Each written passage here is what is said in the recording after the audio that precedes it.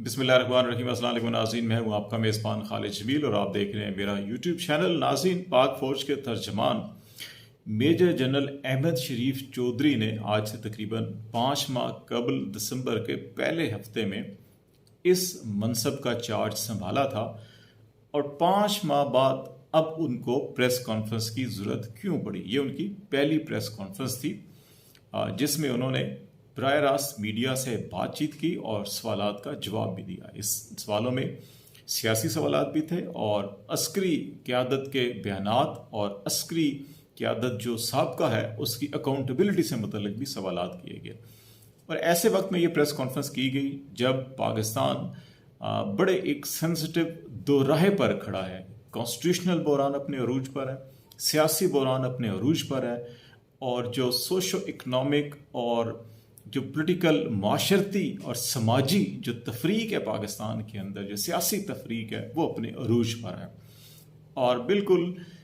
2 दिन के बाद 48 घंटे के बाद सुप्रीम कोर्ट ऑफ पाकिस्तान एक अहम तरीन मामले की समाअत करने जा रहा है,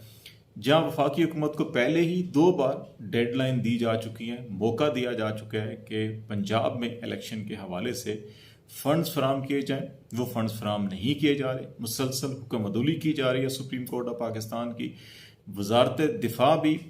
इन इंतखाबात के लिए सिक्योरिटी फराम करने से माजत कर चुकी है। वजारत ख़जाना फंड फराम नहीं कर रही और सुप्रीम कोर्ट ऑफ पाकिस्तान जो है कि वो अर्ली इलेक्शन के हवाले से सियासी जमातों को मौका देने के लिए भी तैयार है। और इस सिलसिले में 26 तारीख को PDM की जो लीडरशिप है उसका इजलास भी होने जा रहा है। ऐसी सारी सूरत हाल के अंदर जब ये खबरें भी मार्केट में गर्दिश कर रही हैं कि शहबाज शरीफ साहब पार्लियामेंट का एतमाद खो चुके हैं, उनको एतमाद का वोट लेना चाहिए, वो अदम एतमाद का शिकार हो चुके हैं और बाज़ ऐसी खबरें भी गर्दिश कर रही हैं कि मुल्क में कोई इमरजेंसी या मार्शल लॉ लगने जा रहा है। और आर्मी चीफ चीन के दौरे पर 4 रोज़ा दौरे पर जब रवाना हो जाते हैं तो उसके बाद DGISPR आर्मी चीफ के साथ चीन के दौरे पर नहीं है बल्कि रावलपिंडी में ज़राए अबलाग के सामने खड़े होकर एक प्रेस कॉन्फ्रेंस करते हैं। तो इसके अंदर 4-5 बड़ी अहम चीज़ें हैं। एक, अगर इंतखाबात के तनाजुर के अंदर देखें, अमन के हालात के तनाजुर में देखें तो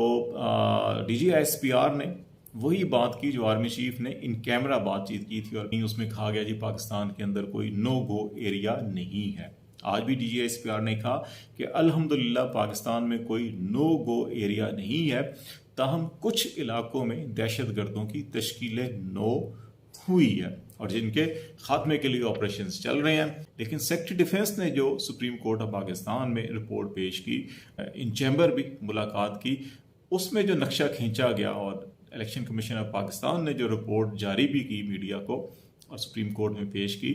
उसमें कोई नक्शा जो पाकिस्तान का खींचा गया था कि शायद पाकिस्तान संगीन तरीन सिक्योरिटी क्राइसिस से गुजर रहा है,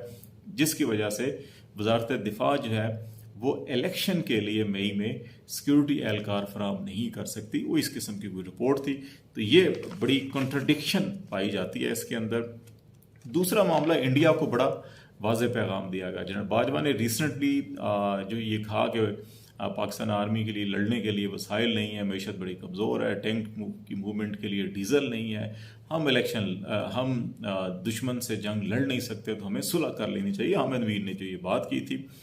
उस हवाले से इंडिया को बड़ा दो टोक पैगाम दिया गया और ये कहा गया जी कि हमारी जो ऑपरेशनल तैयारियाँ हैं वो न सिर्फ मुल्क के अंदर हिफाजत के लिए हम मुकम्मल तौर के ऊपर तैयार हैं, बल्कि ज़रूरत पड़ी तो दुश्मन के घर में घुस कर भी जो है को उसका मुकाबला करेंगे और उसको मारेंगे। ये जवाब दिया उन्होंने और इसमें जनरल बाजवा के उस बयान की नफ़ी की गई है। फिर हुकूमत और अपोजिशन के हवाले से, सियासतदानों के हवाले से भी इसके अंदर बड़ी मानी खेज बातें थी।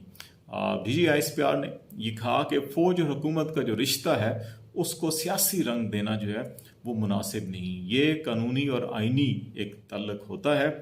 और जो इस वक्त पाकिस्तान आर्मी की सोच है वो किसी ख़ास सियासी सोच की नुमाइंदगी नहीं करती। तमाम सियासतदान जो हैं वो काबिल एहतराम है और सियासी सोच या नज़रिए की सरकोबी के लिए फ़ौज का इस्तेमाल जो है वो इंतशार पैदा करता है और इन्होंने कहा पूरी दुनिया में ऐसा ही है। یہ جو پیغام ہے یہ بیسیکلی دونوں طرف کی حکومت کے لیے بھی اور اپوزیشن کے لیے بھی یہ بڑا واضح پیغام ہے کہ اپوزیشن کو یہ سمجھنا چاہیے کہ حکومت کے ساتھ فوج کی جو تعلق ہے، جو اطاعت ہے یا حکومت کی ڈائریکشنز کو فالو کرنا ہے یا حکومت کو سپورٹ کرنا ہے، وہ ایک حکومتی ادارے کے طور کے اوپر، ایک قانونی آئینی ذمہ داری کے طور کے اوپر کیا جاتا ہے، تو اس کو کسی سیاسی گروہ کی حمایت نہ تصور کیا جائے۔ اور اسی طرح حکومت کو یہ میسج دیا گیا کہ تمام سیاستدان قابل احترام ہیں، اور یہ توقع کرنا کہ کسی سیاسی جماعت کی سرکوبی کے لیے فوج کو استعمال کیا جائے گا، تو اس سے معاشرے کے اندر دنیا بھر میں جہاں بھی یہ تجربہ ہوا ہے اس سے انتشار پھیلا ہے، تو اس سے گریز کیا جانا چاہیے۔ تو یہ اس کے معنی لیے جا رہے ہیں، اور اس ساری صورتحال کے اندر 3-4 باتیں بڑی اہم ہیں کہ وہ سوالات جو پوچھے نہیں گئے، اس میں ایک بڑا اہم نقطہ یہ بھی تھا کہ وہ قانون اور آئین کی بالادستی کی بات کی گئی، سوشل میڈیا کے اوپر کمپینز کی بات کی گئی۔ ایک سوال یہ کیا گیا کہ مختلف لوگ جو تنقید کرتے ہیں ان کو غداری کے ساتھ یا وہ لیبل کرنے کی کوشش بھی کی گئی، لیکن جو 2-3 سوالات میرا خیال ہے جو پوچھے جانے چاہیے تھے، جو نہیں پوچھے گئے، اس وقت جو ساری صورتحال ہے وہ اگر ہم یہ دیکھیں کہ اس وقت ایک خاص جماعت کے خلاف، یہ ٹھیک ہے کہ اب سیاسی جماعت کی سرکوبی سے انتشار پیدا ہوتا ہے،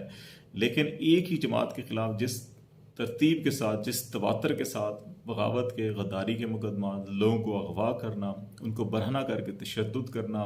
براہ راست جو ہے کہ وہ الزامات وہ فوج سے منسلکہ جو ایجنسیز ہیں ان کے اوپر عائد ہو رہے ہیں، ارشد شریف کا قتل ہونا اور پچھلے اس 1 سال کے اندر جو کچھ ہوا،